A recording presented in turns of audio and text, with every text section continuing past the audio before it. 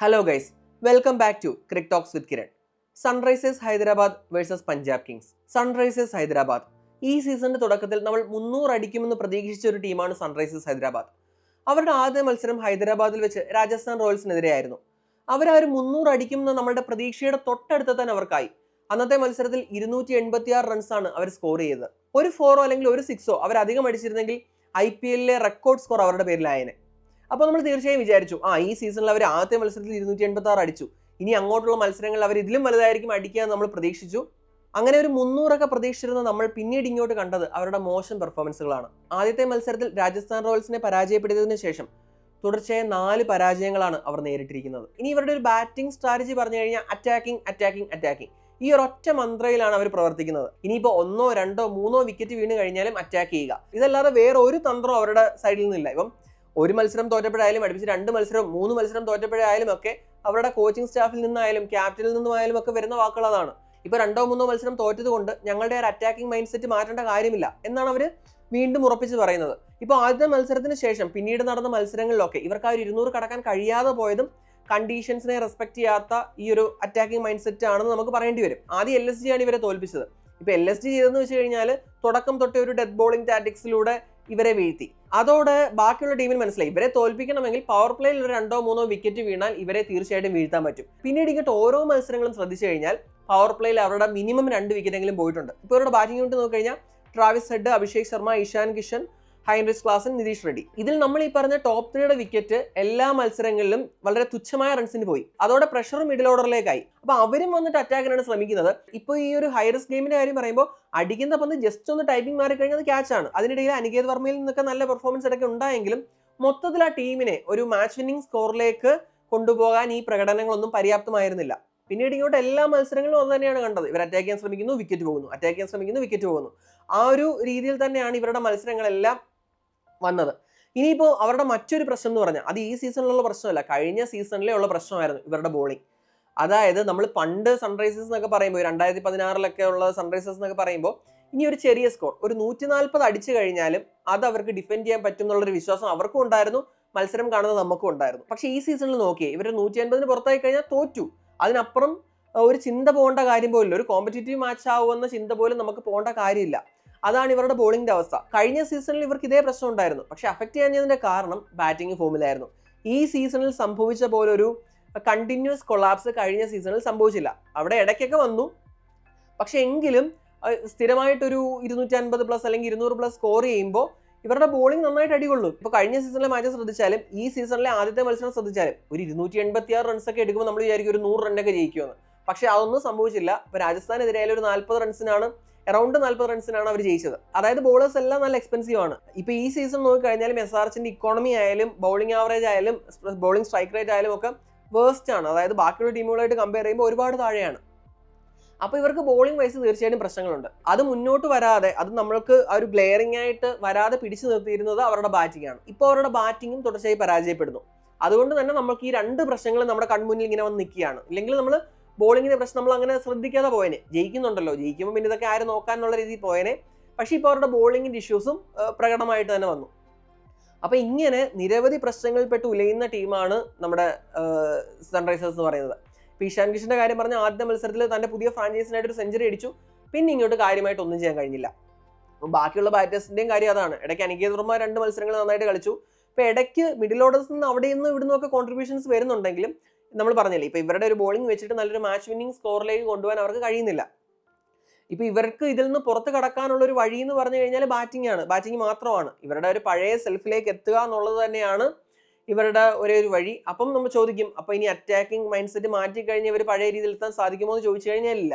എതിരാളികളെ അറ്റാക്ക് ചെയ്യുക എന്നുള്ളതാണ് ഇവരുടെ മുന്നിലുള്ള ഓപ്ഷൻ. എന്റെ അഭിപ്രായത്തിൽ അവർ തുടക്കത്തിൽ അറ്റാക്ക് ചെയ്യണം, കാരണം അത് തന്നെയാണ് അവർക്ക് വിജയം തന്നിട്ടുള്ള ഒരു ഫോർമുല. പക്ഷെ പവർ പ്ലേ ഒരു 2, 3 വിക്കറ്റ് പോയി കഴിഞ്ഞാൽ പിന്നീട് വരുന്ന ബാറ്റേഴ്സ് ആ കണ്ടീഷൻ ഒന്ന് റീഅസസ് ചെയ്ത് എന്തായിരിക്കും ഇവിടുത്തെ ഒരു വിന്നിംഗ് ടോട്ടൽ എന്ന് ഒരു റീഅനാലിസിസ് ഒക്കെ നടത്തി പിന്നെ അതിന്മേൽ ഇത് അറ്റാക്ക് ചെയ്യുന്നതായിരിക്കും നല്ലത്. കാരണം മൈൻഡ്ലെസ് ആയിട്ട് സ്ലോ ചെയ്ത് കഴിഞ്ഞാൽ ഇപ്പൊ കഴിഞ്ഞ കൊൽക്കത്തയായിട്ടുള്ള മത്സരത്തിന് ശേഷം വെങ്കടേശ്വർ പറഞ്ഞൊരു കാര്യമുണ്ട്. ഇപ്പം അറ്റാക്കിംഗ് അഗ്രസീവ് മൈൻഡ് സെറ്റ് എന്ന് പറഞ്ഞാൽ എല്ലാ ബോളും 6 അടിക്കാൻ നോക്കുന്നതല്ല. ആ ഒരു കണ്ടീഷൻസിനെ കൂടെ റെസ്പെക്ട് ചെയ്ത് അറ്റാക്ക് ചെയ്യേണ്ടപ്പോൾ അറ്റാക്ക് ചെയ്യുക. ഒരു ടോട്ടലി ഒരു അറ്റാക്കിംഗ് മൈൻഡ് സെറ്റ് ആയിരിക്കണം. പക്ഷെ എന്ന് പറഞ്ഞാൽ എല്ലാ ബോളും 6 അടിക്കാൻ നോക്കി കഴിഞ്ഞാൽ ചിലപ്പം നിങ്ങൾ 100 താഴെ ഔട്ട് ആവാനും മതി. അപ്പോൾ അത് കറക്റ്റ് കാര്യമാണ് വെങ്കടേഷ് അയ്യർ ആ മത്സരത്തിന് ശേഷം പറഞ്ഞത്. അപ്പോൾ അത് തന്നെയാണ് എനിക്കും ഇവിടെ സൺറൈസേഴ്സിൻ്റെ കാര്യത്തിൽ പറയാനുള്ളത്. തുടക്കത്തിൽ അറ്റാക്ക് ചെയ്ത് കളിക്കുക, കണ്ടീഷൻസ് ഇതാണെന്ന് അറിഞ്ഞാൽ റെസ്പെക്ട് ദ കണ്ടീഷൻസ്. ഇനി പഞ്ചാബ് കിങ്സിൻ്റെ കാര്യത്തിലേക്ക് വന്നു കഴിഞ്ഞാൽ നമ്മുടെ സൺറൈസേഴ്സിൽ നിന്ന് നേരെ ഒരു എതിർധ്രുവത്തിൽ നിൽക്കുന്ന ടീമാണ് നമ്മുടെ ഈ പഞ്ചാബ് കിങ്സ് എന്ന് പറയുന്നത്. അവർ ഈ കളിച്ച 4 മത്സരങ്ങളിൽ 3 മത്സരങ്ങളും ജയിച്ചു. വളരെ മികച്ച രീതിയിൽ വളരെ അഗ്രസീവായിട്ട് ബാറ്റ് ചെയ്യുന്ന ഒരു ടീമാണ് പഞ്ചാബ് കിങ്സ്. ഇതിൽ ഏറ്റവും വലിയ രസം എന്ന് പറഞ്ഞു കഴിഞ്ഞാൽ ഇവരുടെ ഓവർസീസ് സൈനിങ് ആയ മാർക്കസ് സ്റ്റോയിനിസ് ആയാലും ഗ്ലെൻ മാക്സ്വെൽ ആയാലും ഈ സീസണിൽ ഇതേവരെ ഫോം ആയിട്ടില്ല ബാറ്റിങ്ങിൽ. അപ്പോൾ എന്നിട്ട് പോലും ഇവർക്ക് മികച്ച സ്കോറുകൾ തുടർച്ചയായിട്ട് കണ്ടെത്താൻ കഴിയുന്നു. കാരണം അതിന് അവരുടെ യങ് ഇന്ത്യൻ പ്ലേയേഴ്സ് ആയാലും, ഇപ്പോൾ കഴിഞ്ഞ മത്സരത്തിൽ പ്രിയാൻഷ് ആര്യ സെഞ്ചുറി അടിച്ചു. അതിനു മുമ്പുള്ള മത്സരങ്ങളിൽ നമ്മുടെ പ്രഭ്സിമ്രാൻ സിംഗ് ഒരു ക്വിക്ക് 50 അടിച്ചു, അതായത് ഒരു അഗ്രസീവ് 50 അടിച്ചു. അതുപോലെ ശ്രേയസ് അയ്യർ ഇപ്പോൾ കഴിഞ്ഞ 2 മത്സരങ്ങൾ മാറ്റി നിർത്തി കഴിഞ്ഞാൽ ശ്രേയസ് അയ്യർ വളരെ മികച്ച ഫോമിലാണ് കളിക്കുന്നത്. അപ്പോൾ അങ്ങനെ വന്നു കഴിഞ്ഞാൽ ഇപ്പം ഞാൻ പറഞ്ഞ ഈ 2 ഓവർസീസ് ഓപ്ഷൻസ് ബാറ്റിങ്ങിൽ ഫെയിൽ ആവുന്നുണ്ടെങ്കിലും അവരുടെ ഇന്ത്യൻ പ്ലേയേഴ്സ് നന്നായിട്ട് കളിക്കുന്നുണ്ട്.